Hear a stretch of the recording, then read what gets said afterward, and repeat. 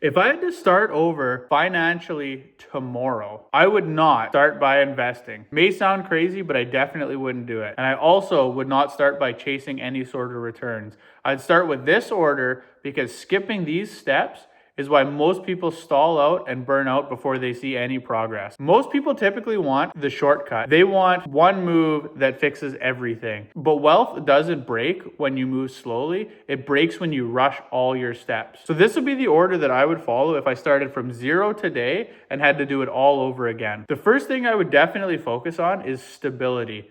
That means you need to have a predictable income, controlled expenses, and no financial chaos. Investing without any sort of stability is like building on soft ground. Even good decisions fall apart when everything underneath them is completely unstable.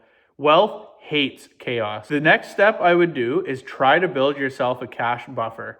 Not because it makes money, but because it prevents panic in an emergency. Emergency funds typically don't grow your wealth, but it protects your future plan. And most bad financial decisions happen when people are scared and have no time. Now, the third step I would do if I was to try to build wealth today would be simple, boring investing. Only after my stability and my cash are in place would I start investing, and I would not invest aggressively. I would not try to be clever or beat the market. I would just invest consistently. Simple investments done regularly beat complex strategies that never get executed.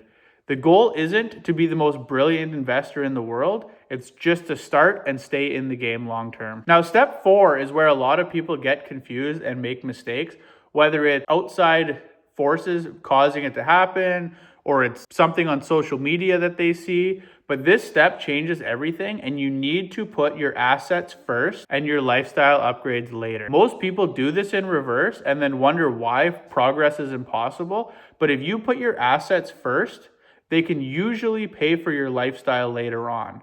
If you put your lifestyle first, now it's competing with everything else. If you go buy that new car, now you have a car payment instead of an investment. If you go buy a big, flashy, expensive house when you really just needed somewhere to sleep, now you're trying to pay for that house that you really shouldn't or couldn't afford. Wealth usually isn't built fast, with some exceptions. It's usually built in order with a system. If you miss a step, everything could feel harder later on.